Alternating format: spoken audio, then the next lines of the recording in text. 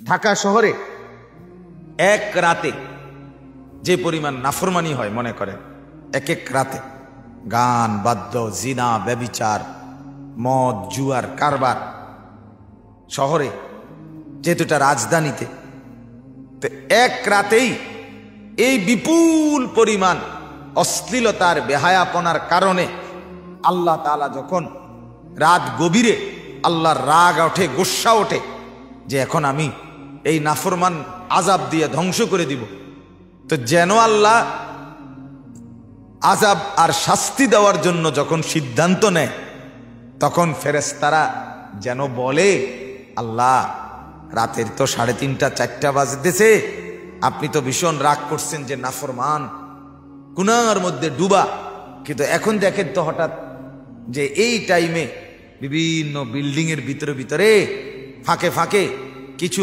ঘরে 8 বছরের 10 বছরের ছোট ছোট বাচ্চা ঘুম থেকে জেগে আপনার কোরআন নিয়া হাফেজ সাহেবের কাছে সবক দিতে বসছে। মাওলা এই অবস্থায় কি করবে? তা রব্বুল আলামিন বলে, আহা এদের কারণে আর পারলাম না, যা তোদের কারণে আমি আযাব তুলে নিলাম। এই হেফজখানার বরকত, এই নুরানি মাদ্রাসার বরকত, এই কওমি মাদ্রাসার বরকত, এই ছোট ছোট মাসুম বাচ্চাদের বরকত, এদের বরকতে আযাব উঠে যায়। বিশ্বাস করেন, একবারে কসম, এটাই সত্য।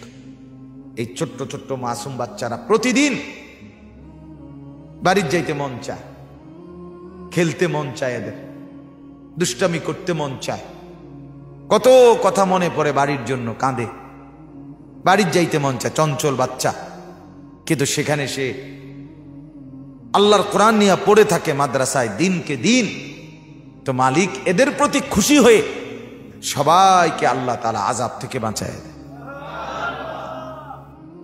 এজন্য আমার শায়েখ আল্লামা মুফতি মুশতাকুন নবী সাহেব বলে, মাদ্রাসা কোন মহল্লার জন্য পাওয়ার হাউস। পাওয়ার হাউস মানে বিদ্যুতের স্টেশন, যেখান থেকে পুরো উপজেলায় বিদ্যুৎ সরবরাহ হয়। ঠিক মাদ্রাসা যেখানে ওই জায়গা থেকে গোটা অঞ্চলটাতে, ওই এলাকাটাতে ঈমান এবং আমল সরবরাহ হয়। আখিরাতের পুঁজি কি হয়? সরবরাহ, ছড়িয়ে পড়ে। আমি বলি, কোন বিল্ডিং এর ফাইলিং, সয়েল টেস্ট, মাটির একটা রিপোর্ট আছে, সয়েল টেস্ট রিপোর্ট করে, মাটির পরীক্ষা, মাটির গুণাগুণ। সয়েল টেস্ট রিপোর্টে মাটি মজবুত কিনা পরীক্ষা করে। আমি সবসময় বলি যে কোন মুসলমান, আমরা বাড়ি ঘর করার আগে পরীক্ষা করা উচিত, দেখা উচিত মাটির গুণ না, বরং দেখা উচিত ওই এলাকায় কোনো মাদ্রাসা আছে কিনা। যদি মাদ্রাসা থাকে তো মনে করবেন মাটি মজবুত, কারণ ওই মাদ্রাসার বরকতে আল্লাহ তাআলা পুরা মহল্লাবাসীকে হেফাজত করে। আপনারা কল্পনা করেন তো, পৃথিবীতে একটা ঘর এমন কম যেখানে সারা বছর সমান তালে প্রত্যেক দিন একেবারে 6 বছরের বাচ্চা, 60 বছরের হুজুর, প্রত্যেকেই ফজর থেকে এশা 5 ওয়াক্ত নামাজ পড়ে প্রতিদিন। এটা একমাত্র মাদ্রাসা। এটা মাদ্রাসা। বলে মসজিদ, মসজিদে তো যে আইয়ে হে না পড়ে, মসজিদে তো আর নামাজ পড়ে না। বোঝেন না? এমনি মসজিদে লোকে না গিয়া পড়ে। তো মাদ্রাসার পরিবেশটাই এমন যে এখানে যারা ভিতরে অবস্থান করে, সে ছাত্র হোক, ওস্তাদ হোক, ছোট হোক, বড় হোক, নামাজ না পড়ে থাকার কোনো সিস্টেম হতেই পারে না। আর হইলে এটা কোনো মাদ্রাসাও না, মাদ্রাসা জাতো না।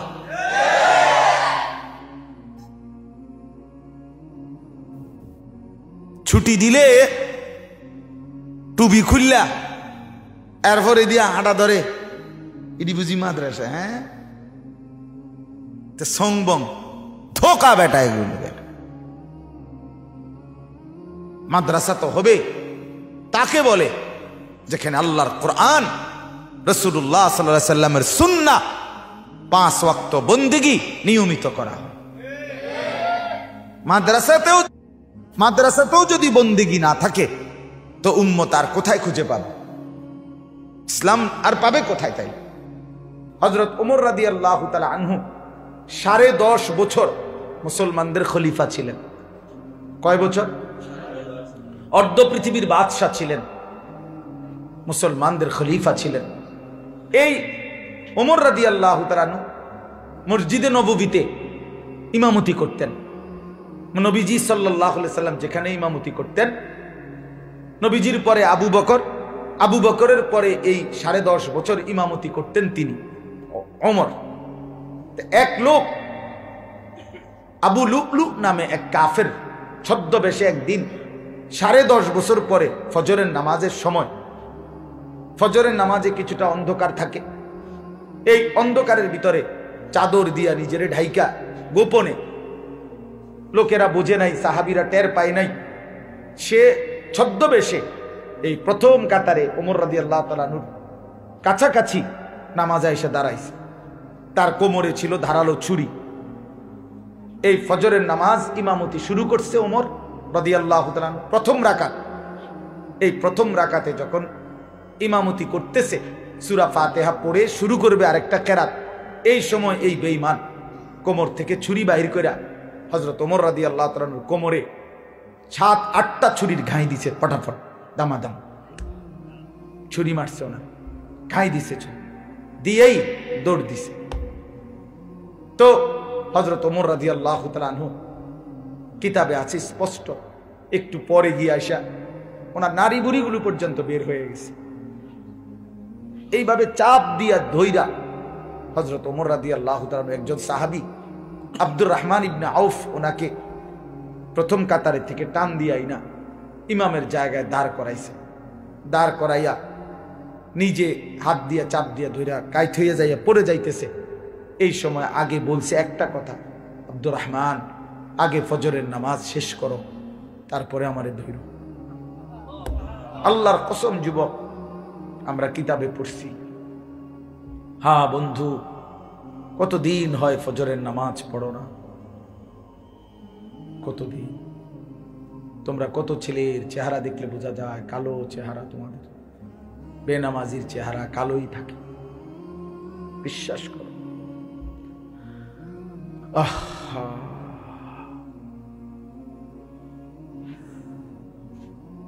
এক বছর কোনদিন ফজরের নামাজ পড়লা না, কেমনে জিন্দিগিটা কাটাও? কেমনে বোর হয়? সকালবেলা যে ঘুম থেকে উঠো, লজ্জা হয় না? একটা বারও তো বিবেকে একদিন হলো তো আসার কথা যে কিরে ভাই, আমি তো একজন মুসলমান, আমার তো একজন আল্লাহ আছে, আমার কি কোনোদিন আমি ফজরের নামাজ পড়বো না? এত পাষাণ, এত নির্মম মুসলমানের কলিজা এত শক্ত হয় কি? কি পরিমাণ কাঁদছে নবী আমাদের জন্য, ফজরের পর্যন্ত সারাটা রাত আমাদের জন্য কাঁদছে।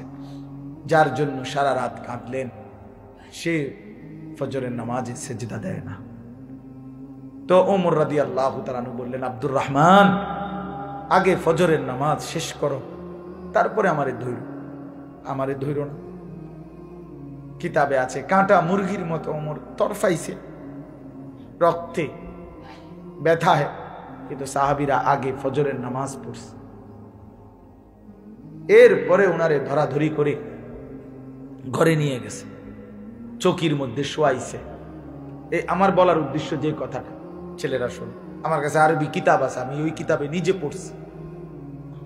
এই ছেলেরা ধরাধরি করে, আরে লোকেরা ওনারে যখন ঘরে নিয়ে গেছে, চৌকিতে শোয়াইছে, তখন ছোট্ট কামরা, তো লোকজন 10 জন 5 জন 4 জন করে করে দলে দলে লোক আসতেছে, দেখতেছে, কাঁদতেছে। মানুষের মধ্যে খবর হয়ে গেছে না যে আমিরুল মুমিনিন রে কি করছে, ছুরি মারছে। দলে দলে মানুষ ছুটে ছুটে আসতেছে। ওমর রাদিয়াল্লাহু তাআলা আনহুর মুখে ওষুধ দেওয়ার কিতাবে লিখছে চেষ্টা করতেছে, কিন্তু এদিক দিয়ে বের হয়ে যায় ওষুধের পানি, ওষুধ সব কিছুই দিতে পারতেছে না।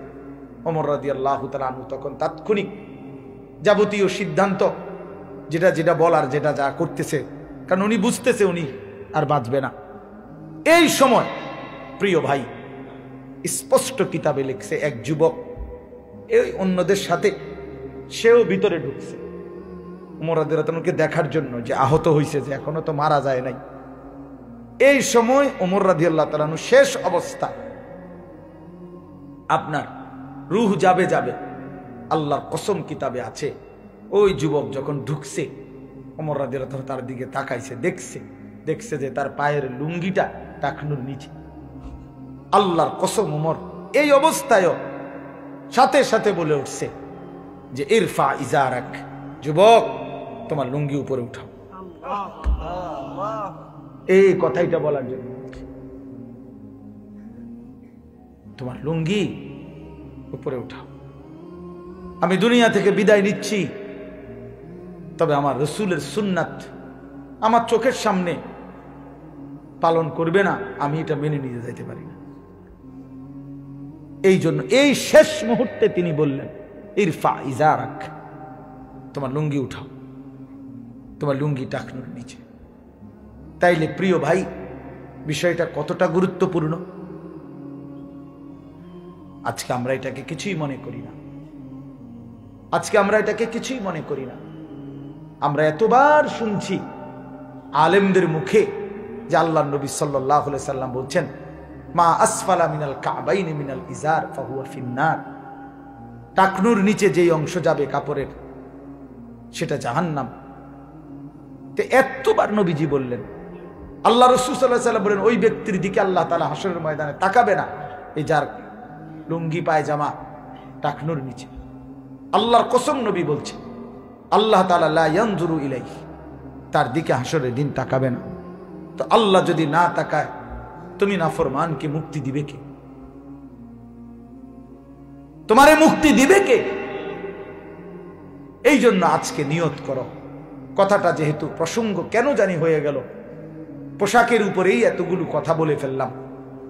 আমরা ওয়াদা করি আজকে তোমরা কমপক্ষে যারা আসছো, আমি তোমাকে ভীষণ মহব্বত করি, তোমরাও আমারে মহব্বত করো, আমি জানি এটা। ভালোবাসার এই দাবিতে চলো আজকে এই কুয়াশার অন্ধকার রাতে নিয়ত করি যে আমরা আমাদের পোশাক ইসলামী বানাবো এবং টাকনুর নিচে লুঙ্গি পায়জামা প্যান্ট পরবো না ইনশাআল্লাহ।